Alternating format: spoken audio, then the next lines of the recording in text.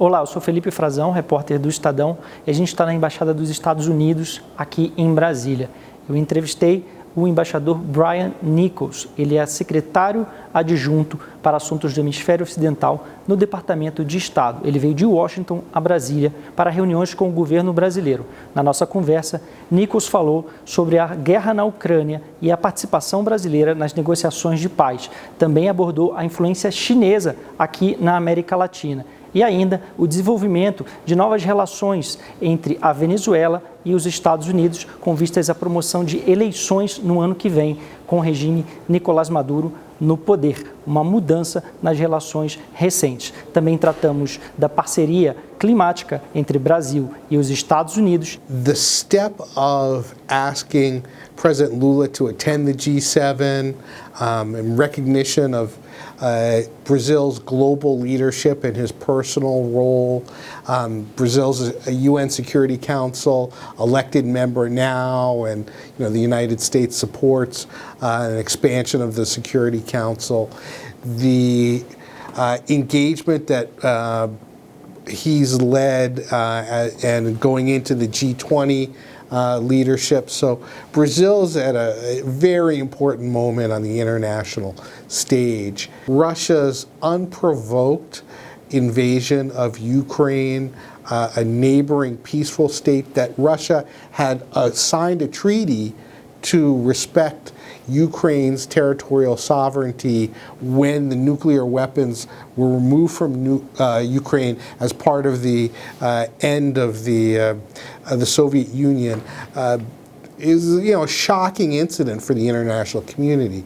And we've seen just in the press headlines just today the incredible devastation of Bakhmut in Ukraine that's been caused by Russian troops. And let's remember this conflict is happening entirely inside the borders of Ukraine. It is not a conflict in Russia. It's inside Ukraine. The first step to ending this conflict is for Russia to withdraw from Ukraine. And we can't expect Ukrainian people to agree to anything without consulting them. So talking to Ukraine about the ways to end this conflict is vital.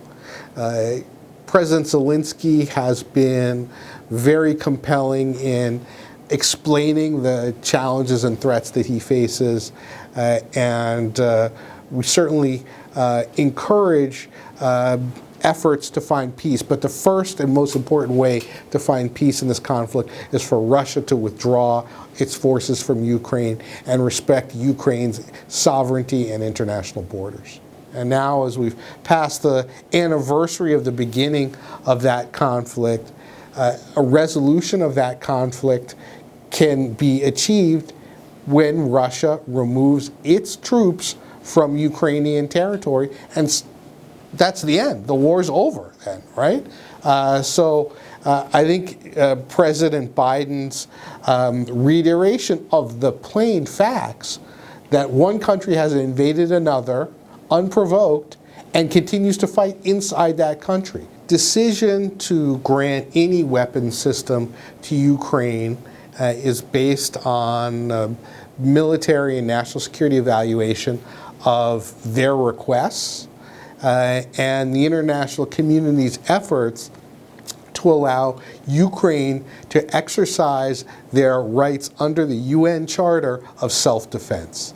And a year into the conflict, the international community, because it's not just the United States, we're talking about many countries are supportive of this.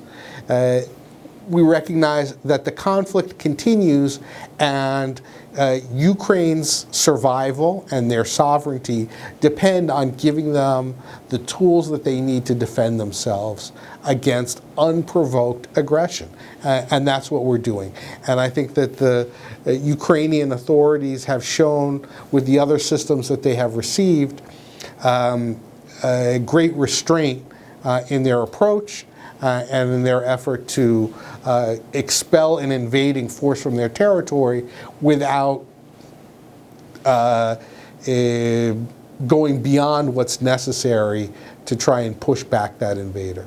We have to be very thoughtful in seeking to contain this conflict. The international community has to be clear in speaking to the one party to the conflict which possesses nuclear weapons, that the international community would reject this horrific escalation, and that we demand that this conflict end. And again, it's only the aggressor party that has nuclear weapons. The infrastructure deals that countries have done with the PRC have often proved to be deceptive in the financial terms that countries get. The quality of the projects that have been built has been substandard in many cases. True costs have been inflated, well, the true costs haven't been revealed, and costs have been inflated, and often in these projects, very frankly, we've seen corruption around them. We, in the international community, the United States, our partners, need to offer affordable, realistic, rapid deploying solutions to the challenges that countries are facing. When I travel and talk to foreign leaders, they often say they don't want to go to China, but they need options. So we're working to make sure that the United States, through the Development Finance Corporation, the Export-Import Bank of the United States, U.S. Agency for International Development, our private sector finance system, multilateral development banks, are giving countries options for how to address their needs. After 5 years, PRC investment projects provide no benefit to countries' GDP.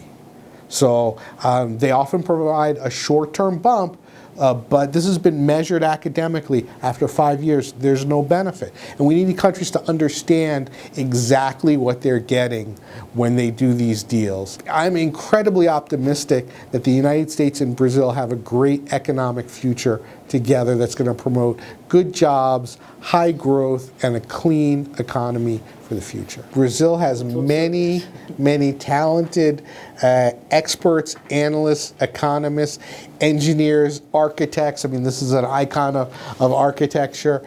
And I think that the Brazilian institutions have the capability to evaluate these offers and decide whether or not they're really going to be beneficial for this nation or not. For the opposition and the Maduro regime to talk to each other about the way forward. And as I said, we are more than willing to modify our policies in response to concrete progress toward a free and fair election, and to recognize the winner of an election that is declared free and fair. Well, I think one of the great benefits that Brazil has, it is a country with strong institutions. It has a demonstrated commitment to address the challenges of climate change. I deeply respect that commitment.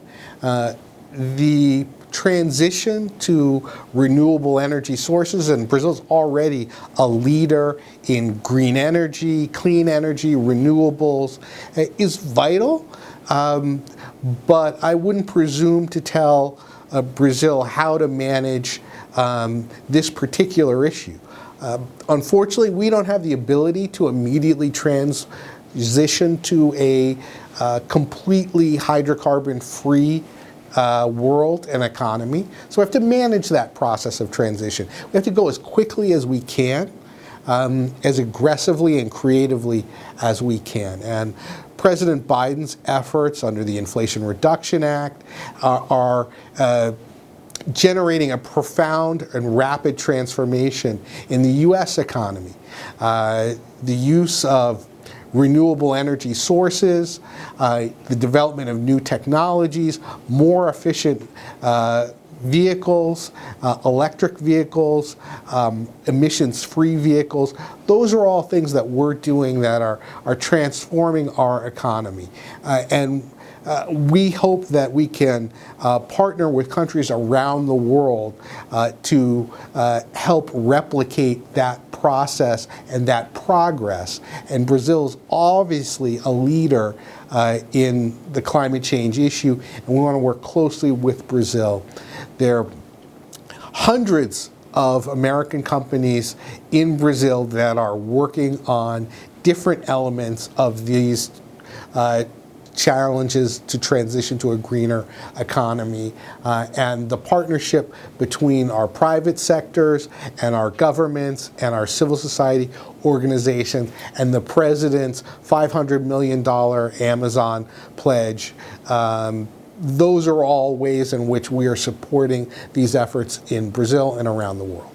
Working through our law enforcement cooperation programs to address illegal logging and illegal artisanal gold mining in the Amazon, not just in Brazil, but all the Amazon. Our agricultural experts, the Foreign Agricultural Service, are sharing best practices around farming that will be less damaging to the environment. The National Oceanographic and Atmospheric Administration and NASA provide key information on deforestation and climate change. President Biden is committed to arguing for the resources that we need to get the job done from our Congress. The Inflation Reduction Act in the U.S. was the largest ever single country investment in clean energy and combating climate change ever in the history of the world.